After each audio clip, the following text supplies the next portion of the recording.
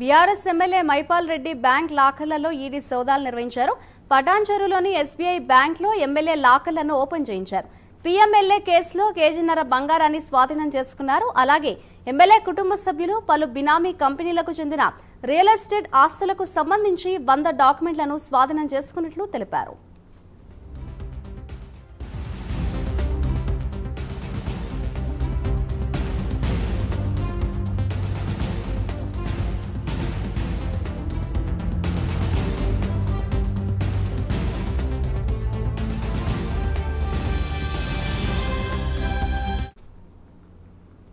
BRS MLA Mahipal Reddy bank లాకర్లలో ED సోదాలు నిర్వహించారు. దానికి సంబంధించిన బ్రేకింగ్ న్యూస్ చూస్తున్నాం.